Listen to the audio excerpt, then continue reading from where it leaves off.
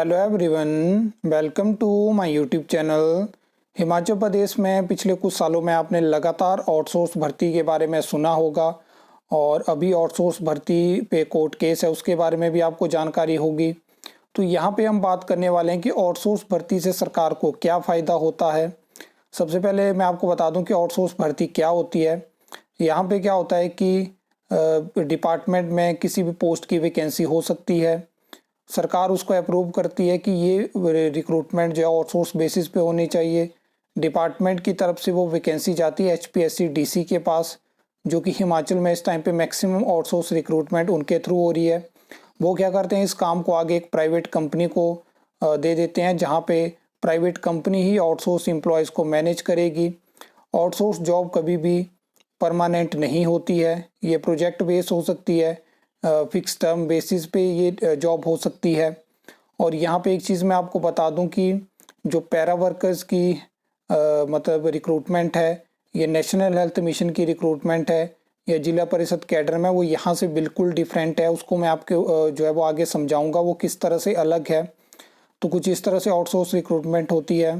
हिमाचल में अगर हम इस टाइम पे बात करें तो मैक्सिमम जो आउटसोर्स रिक्रूटमेंट हो रही है वो एचपीएससी डीसी के माध्यम से हो रही है, और नाइलेट शिमला से भी हमें आउटसोर्स रिक्रूटमेंट देखने को मिलती है। अगर हम बात करें पैरा वर्कर्स की, जो कि इस टाइम पे जल शक्ति विभाग में जिनकी रिक्रूटमेंट हो रही है, पैरा पंप ऑपरेटर हो गया, पैरा फिटर हो गया, पैरा मल्टीपर्पज़ वर्कर हो गया, जिसमें क्या होता है कि जिनकी वजह से जो रेगुलर पंप ऑपरेटर की और फिटर के टेस्ट के माध्यम से रिक्रूटमेंट होती थी वो बिल्कुल रुक चुकी है। और यहाँ पे आगे आपको वो देखने को भी नहीं मिलेगी, क्योंकि यहाँ पे जो पैरा वर्कर्स हैं उनको बाद में एक फिक्स्ड मतलब यहाँ पे कोटा रखा गया है 10% 15%, जिसके तहत इनको रेगुलर किया जाएगा। मल्टीपर्पज़ वर्कर के लिए भी ऐसा है कि वहाँ पे चीज़ फाइनल नहीं हुई है कि उनको बेलदार की पोस्ट पे लेके आएंगे, किस तरह से क्या चीज़ें होंगी। जो फाइनल हो जाएंगी तब मैं आपको ज़रूर बताऊंगा। अगर हम बात करें नेशनल हेल्थ मिशन के जो एम्प्लॉयज़ हैं, वो लगातार मांग करते हैं कि उनके लिए एक पॉलिसी होनी चाहिए। और इसमें क्या है कि हिमाचल में अगर हम नेशनल हेल्थ मिशन एम्प्लॉयज़ की बात करें तो यहाँ पे सेंटर की तरफ से यहाँ पे सैलरी की रेशो मैंने आपको बता के रखी है 90:10। तो यहाँ पे सेंटर जो है वो फंड देता है, हर साल एक बजट आता है जिसके तहत जो हिमाचल में एनएचएम के एम्प्लॉयज़ हैं उनको सैलरी मिलती है। लेकिन यहाँ पे रेगुलर करने का कोई प्रोसीजर फ़िलहाल नेशनल हेल्थ मिशन के एम्प्लॉयज़ के लिए नहीं है।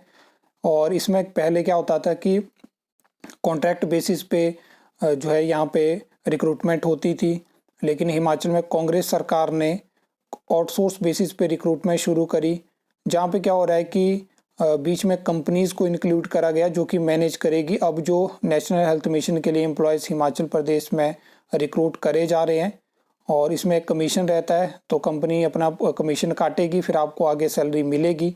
तो आपकी सैलरी में डिफरेंस होगा। जो उस टाइम पहले के जो फॉर एग्जांपल आप मान के चलो कि कोई नर्स लगी है जो कि कॉन्ट्रैक्ट बेसिस पे है, और एक कोई नर्स लगेगी जो कि आउटसोर्स बेसिस पे है, तो सैलरी में डिफरेंस होगा, क्योंकि आउटसोर्स रिक्रूटमेंट और कॉन्ट्रैक्ट बेसिस रिक्रूटमेंट में फ़र्क है। अगर हम बात करें जिला परिषद कैडर की, जहाँ पे आपने देखा होगा पंचायतों में पंचायत सेक्रेटरी होते हैं, ग्राम रोजगार सेवक होते हैं, टेक्निकल असिस्टेंट होते हैं, तो वो रिक्रूटमेंट भी जिला परिषद कैडर में, और वहाँ पे भी सेंटर की तरफ से ग्रांट मिलती है सैलरी के लिए। और उन एम्प्लॉयज़ के लिए भी कोई पॉलिसी नहीं है कि वो रेगुलर उनको, जैसे कि किसी डिपार्टमेंट में किसी एम्प्लॉय को जो रेगुलर किया जाता है कॉन्ट्रैक्ट, वैसा वहाँ पे कोई चीज़ नहीं है। तो ये अलग है, और आउटसोर्स बेसिस पे जो रिक्रूटमेंट होती है वो अलग है। मैंने आपको बता दिया। बहुत सारे लोगों का प्रश्न रहता है कि आउटसोर्स बेसिस पे रिक्रूटमेंट हिमाचल प्रदेश में किस तरह से होती है। मैक्सिमम जो रिक्रूटमेंट अभी हो रही है एचपीएससी डीसी के माध्यम से हो रही है, और आगे भी आपको इनके माध्यम से ज़्यादा रिक्रूटमेंट देखने को मिलेगी। और बाकी नाइलेट शिमला के माध्यम से रिक्रूटमेंट होती है। और ये मतलब फर्दर इसमें क्या है कि नाइलेट शिमला की तो प्रॉपर आपको एडवर्टाइजमेंट वगैरह देखने को मिलती है, लेकिन फ़िलहाल एचपीएससी डीसी में कुछ इस तरह से चीज़ें नहीं हुई हैं, क्योंकि यहाँ पे मैंने आपको बताया कि वो आगे कंपनी को फॉरवर्ड कर देते हैं सारी रिक्रूटमेंट, फिर और कंपनीज़ के माध्यम से आपको एडवर्टाइजमेंट देखने को मिलती है। और यहाँ से सरकार को फ़ायदा रहता है, आउटसोर्स भर्ती करवाएंगे तो रेगुलर भर्तियाँ नहीं करवानी पड़ती है। लेकिन सुप्रीम कोर्ट ने कहा है कि आप हिमाचल जैसे पहाड़ी राज्य में आउटसोर्स भर्तियां नहीं कर सकते हैं, जहां पे इतने एम्प्लॉयमेंट के ऑप्शन नहीं है और यहाँ पे रेगुलर भर्तियां होनी चाहिए। और इसमें एक चीज़ मैं बता दूं कि लगातार सरकारें बात करती हैं कि आउटसोर्स भर्ती होती है स्टॉप गैप अरेंजमेंट के तहत कुछ समय के लिए, लेकिन इस टाइम पे ट्रेंड बन चुका है कि रेगुलर भर्तियों को रोका जाए, जहां तक उनको डिले किया जा सकता है डिले किया जाए, ताकि हिमाचल प्रदेश में लगातार आउटसोर्स भर्तियां होती रहे। अलग अलग तरह की चीज़ें निकाली जा रही हैं, जैसे आपने देखा होगा वन मित्र भर्ती हो गया, रोगी मित्र आपको देखने को मिलेंगे। तो ये एक पॉलिसी के तहत रिक्रूटमेंट हो रही है, जहाँ पे अगर आप पॉलिसी देखोगे तो वहाँ पे आपको देखने को मिलेगा कि ये कभी भी फ्यूचर में क्लेम नहीं कर सकते हैं रेगुलर होने के लिए, लेकिन यहाँ पे बहुत सारे ऐसे चीज़ें होती हैं फ्यूचर में आप देखोगे कि रेगुलर किया जाएगा। इसके बारे में डेडिकेटेड हम वन मित्र हो गया, रोगी मित्र हो गया, और भी जिस तरह से ये एक पॉलिसी वाइज ये रिक्रूटमेंट हुई है, तो आप इसको भी आउटसोर्स भर्ती से अलग देख सकते हो।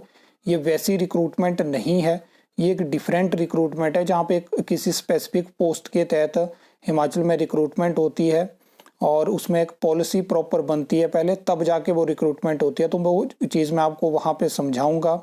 आई होप आपको ये वीडियो अच्छी लगी होगी, इन्फॉर्मेटिव लगी होगी। तो वीडियो को लाइक कमेंट शेयर कर सकते हो, चैनल को सब्सक्राइब कर सकते हो फर्दर न्यू अपडेट्स के लिए।